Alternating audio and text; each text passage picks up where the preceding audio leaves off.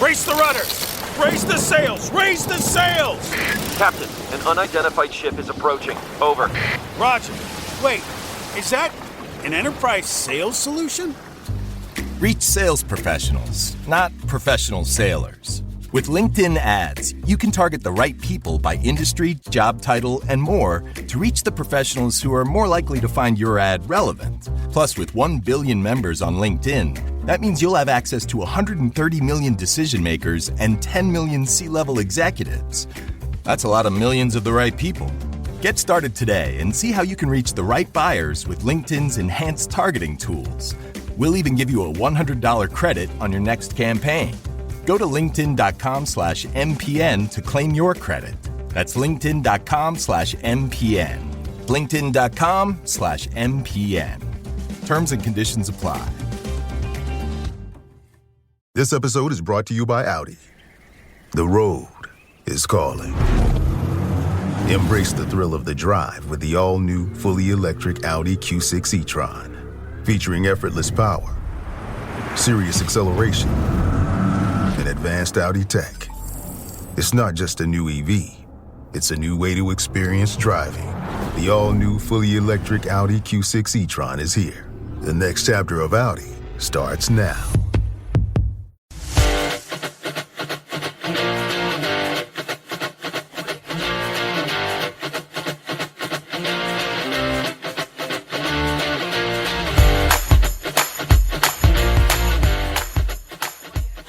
Welcome to Storylines Live, the only podcast that explores the power and the meaning of the most important story in business.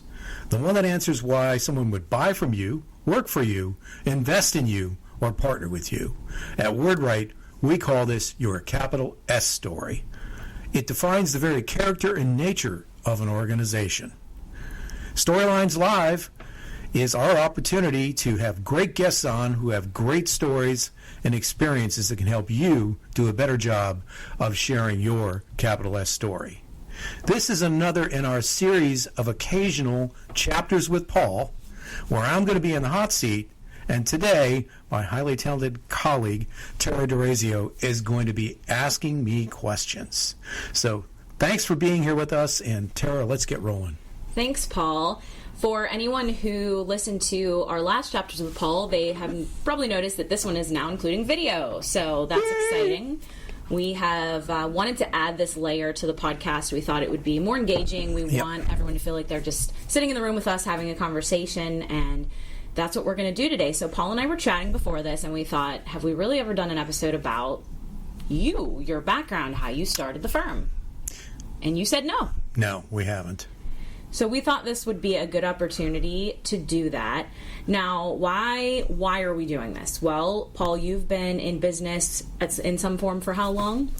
Well, do I have to say? It's been 40 plus years, 23rd year of WordWrite. Right. So you've had a really varied background, and I think, actually Paul and I have known each other for about 20 plus years. Yes, we have. And before that, you had a whole other career before WordWrite and multiple careers that we thought would be really interesting to share with our audience, with our viewers, and really all of those things helped you then cultivate what is now WordWrite, and all of those experiences that Paul has had really help with what we do for our clients and what we can do. So we wanted to share all of that with you.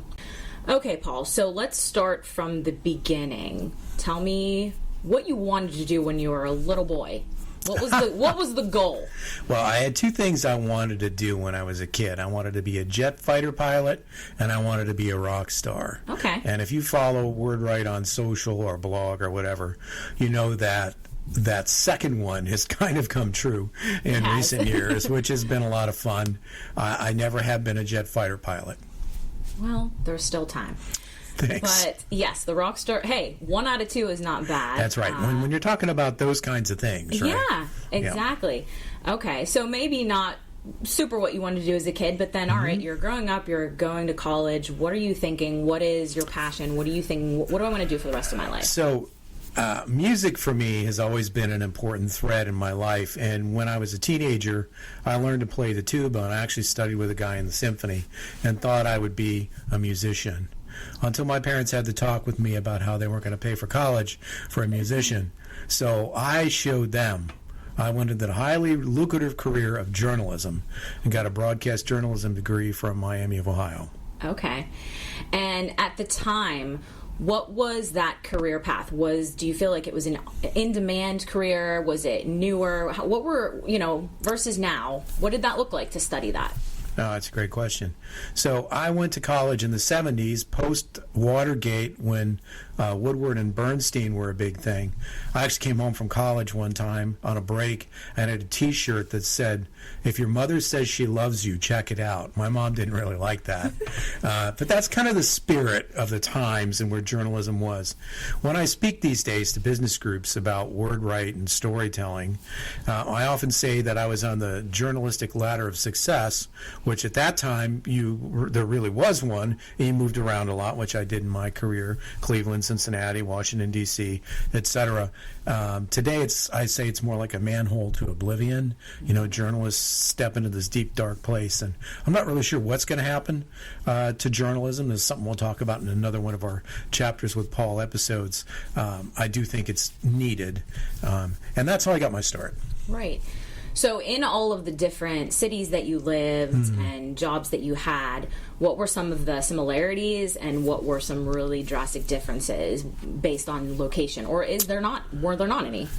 So this is something that I think a lot of folks don't understand. There are not a lot of differences. A doctor needs to be licensed in different states in order to practice medicine, but the licensing is the last step in the process. Being a doctor is being a doctor. You may have a specialty or whatever. It's the same with journalism. The media works generally the same way regardless of where you are. I know there's a lot of fixation these days on what's happening in Washington, and certainly that is the pinnacle of the field, and there are some peculiarities, let's say, about that, having worked in Washington myself. But generally speaking, journalism is journalism. Exactly. And stories are still the most important part of that. Absolutely. I often say, over a 2-decade career in journalism, I wrote 10,000 stories and I edited another 10,000 because roughly half of my career I was a reporter and the other half I was an editor. And, that's a lot of time spent with people in the best times of their lives, the worst times of their lives. You really learn about beginnings, middles, and ends of stories. It was a great foundation for what we do today. Speaking of that, working on both sides of it, being a reporter, going out actually asking the questions, meeting the people, and then having to take what, a reporter comes in with this very, they want everything in that story to still be in there, and then you have to say, no, we're cutting it. Right. How does it feel to be on the opposite side, and which did you prefer? Wow. Well, so being a great reporter is kind of like being a great wide receiver in the NFL.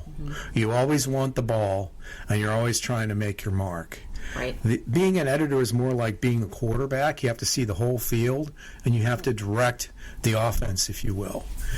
They both have their attractions. I really did enjoy being an editor because you had more of an impact on the overall coverage. Right. Okay. Well, before we get into how you made your way to Pittsburgh, we're going to take a short break, and we'll be right back.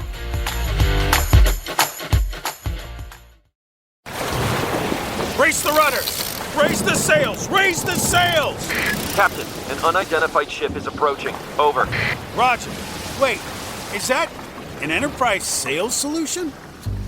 Reach sales professionals, not professional sailors. With LinkedIn ads, you can target the right people by industry, job title, and more to reach the professionals who are more likely to find your ad relevant. Plus, with 1 billion members on LinkedIn, that means you'll have access to 130 million decision makers and 10 million C-level executives. That's a lot of millions of the right people. Get started today and see how you can reach the right buyers with LinkedIn's enhanced targeting tools. We'll even give you a $100 credit on your next campaign. Go to linkedin.com/MPN to claim your credit. That's linkedin.com/MPN. linkedin.com/MPN. Terms and conditions apply.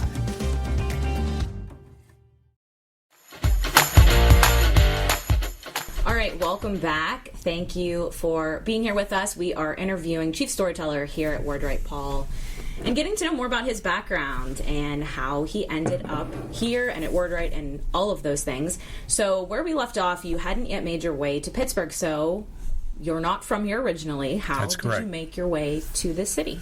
Well, actually, my dad and his family are from Pittsburgh, and that was one of the reasons why we moved here. Although we moved here when the steel industry was at its worst, and there were two reactions I got when we moved here. I became editor of the weekly business journal, the Pittsburgh Business Times. Half of the people were shocked that anybody would move to Pittsburgh because of the way things were, and the other half wondered if I was stealing a job from somebody in Pittsburgh who needed the job, which wasn't true. The job had been vacant for 6 months. So I often say that was my last job and not my only job in journalism, because while I was in D.C., I covered the White House, I covered Congress, went to presidential nominating conventions. Earlier in my career, I covered murders, sewer board meetings, I mean, you name it, investigative projects.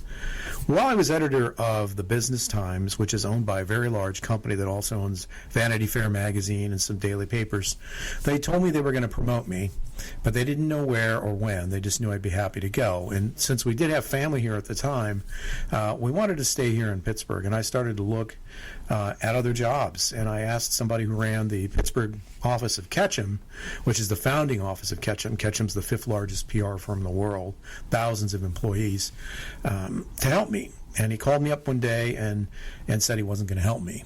It was the day the paper came out, and so I'm rifling through the paper thinking to myself, what did we do wrong that he's not going to help me? Right. And Larry Warner was this fellow's name. He sadly passed, but he was a great guy. And he had a very dry sense of humor. After what seemed to me like 10 minutes, he said, well, aren't you going to ask me why I won't help you? And finally I said, okay. And he said, I want you to come work for me. So I worked at Ketchum for 4 years. It was like getting an advanced degree in PR. I worked for companies like Alcoa, Bridgestone, Firestone. I was on their crisis team for 18 months when their tires were blowing up on Ford Explorers, Rutgers University, Delta Airlines, FedEx, you name it. Lots of really great clients. And then in early 2002, I left Ketchum. I thought maybe I might want to become a client. I'd been a journalist. I'd been an agency person. Typically, the three main roles in the PR business are then to become a client as the third. And instead, everybody I talked to said you should start your own firm. And thus, in March 1st, 2002, WordWrite was born. Okay, so before we get into the birth of WordWrite, moving from journalism into PR, as you said, because something that's happening a lot now is we're seeing job descriptions come out on LinkedIn, and it's wanting a person who pretty much is an everyman. They can write, they can edit, they can do graphics, you know, do PR, they can do all of it. Do you think that that is possible in today's world, or do you think that it's still very niche as if you're a writer versus someone that does, you know, video editing? Because, you know, to me it seems like very separate jobs, but the way the world is, it is more collaborative. So as you moved from journalism into PR and kind of had to deal with that, how can people navigate that, just as an aside, with today's job market? Well, the multimedia journalist is more the norm than not. And even if you're predominantly a writer and you're working for what is generally a print publication, you're going to be expected to do your own social media, take pictures, et cetera, et cetera. It is what it is.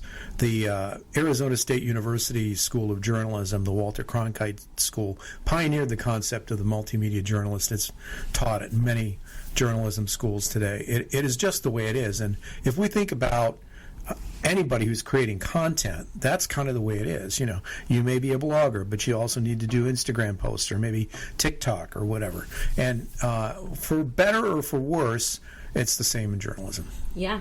And that's funny. I went to Point Park, where Paul was actually a professor. That's how we met.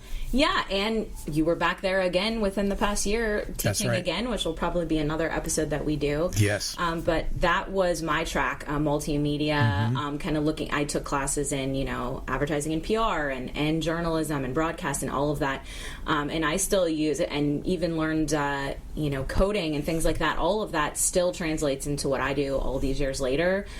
So it really is great to have that broad overview of everything that you can do in this field.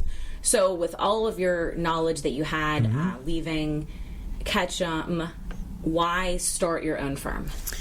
Well, I've been in Pittsburgh enough time, going back to my time as editor of the Business Times. I knew the community. I knew a lot of people in the business community. And I have to say, the biggest problem that journalists face is that organizations, nonprofits and for-profits, Tara, they don't know how to tell their story. Right. My job as editor of the Business Times, I was frequently telling people no to story ideas. And it wasn't because the organization had a bad story necessarily. It was because they were pitching me a bad story. And they didn't really realize how to share a good story. And I learned so much at Ketchum that prepared me to start WordWrite, which is totally focused on storytelling, as you guys can see from the cup that Tara got for me a Christmas or two ago. It's all about your story, and that's why we have this podcast. It's just, that's the engine that drives everything that organizations do in their marketing and PR, their story. So when you first started WordWrite versus, what you're doing today, how has the firm evolved, grown? I know locationally there's been some changes. Kind of give me the highlights of the last 20 years of what the growth has looked like here. Oh boy. So we went from being in the spare bedroom of the house that my wife Brenda and I share, where we raised our family, to an office in Wexford, which is a North Hills suburb of Pittsburgh, to we're now in our third downtown office. And over the course of time, we've had as many as a dozen people on staff at once. Along the way, we developed our own trademark process for uncovering and developing stories. It's called Story Crafting, and I wrote a book about it that came out at the end of 2020, Finding Your Capital S Story, that explains the process. And that's one of the main areas of focus for us today, is helping companies uncover, develop, and share that story. Exactly. And along with that, the firm has also grown into helping with digital marketing, and all of the new things that wouldn't have existed when you were really first starting out. But also a big part of what we do that people may not realize is we do a lot of crisis work. Absolutely. And with people telling stories, crisis PR really comes into play. We're actually going to do an episode focusing a little more on crisis and kind of how that's changed over the years. But with that type of work, again, how did you get into it, and why did you want that to be a part of the firm's work? It's a necessary aspect of being a hard news reporter, to be in and around crisis. Sometimes you're the person creating the crisis with your reporting. I've done that over the years. So there's a natural understanding of crisis. Crisis PR is one of the first things that people mention when I tell them that we started as more of a traditional PR firm, as you pointed out, Tara. And there's really, in our experience, never a time when it's more critical to be able to tell your story than during a crisis. Now, ideally, you've done a good job putting what we call deposits in the bank of goodwill, getting your story out there that describes the character and nature of your organization, that you're a good company or a great nonprofit or whatever, so that when a crisis hits, you don't find yourself 100% underwater with lots of negativity. Unfortunately, too often that doesn't happen. And that's part of our mission today, is to try and help companies avoid the worst headline you never want to read through effective crisis planning. Right. So at WordWrite, if you're wondering, what we do, well, we do a little bit of everything. We can help with crisis. We can help with traditional PR, social media, digital marketing, kind of all the things that, content creation, everything falls under that umbrella, and we're happy to work with our clients on what their needs are. So aside from WordWrite, you have a lot of other things going on in your life. You do a lot of speaking. Yes. Do you like that? And what's kind of your favorite topics besides storytelling to share about? Oh, wow. Well, I do. I've started to speak more on crisis, and I really enjoy that. Typically, I'm a Vistage speaker. Vistage is the world's largest CEO organization. And when Vistage brings speakers into a group of 15 or 20 CEOs, it's a workshop-type environment, which means it's about 2.5, 3 hours long. And when I do the crisis workshop, we have the opportunity to run everybody in the room through some crisis scenarios, see how they would handle it without any crisis training, and then we share some tools and see what the improvement is. And it's pretty rewarding, because I think it's just human nature. None of us, whether it's personal or professional, want to find ourselves in a crisis. Yet we have auto insurance, we have home insurance, we have business insurance.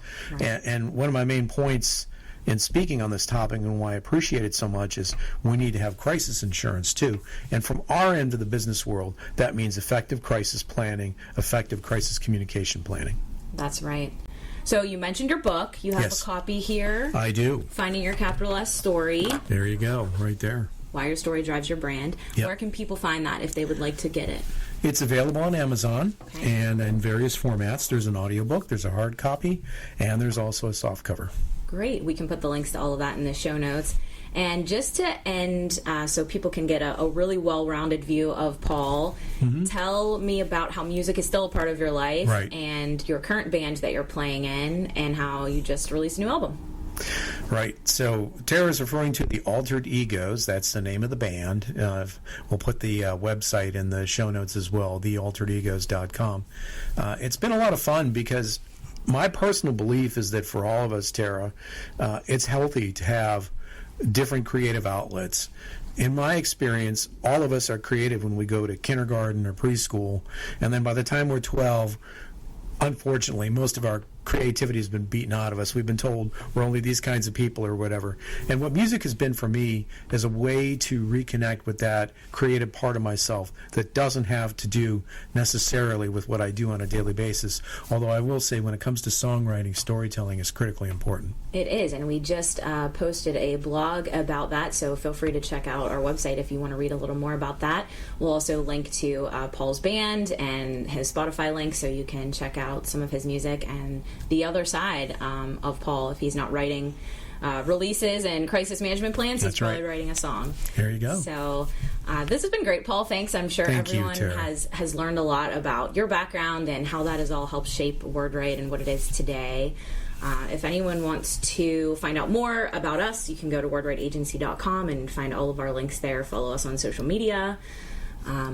Yeah, we just appreciate you being here. And if there's a subject or topic that you want us to talk about on Chapters with Paul, send us a note and we'll get it in the rotation. Thanks so much for being here. Thanks, folks. See you next time.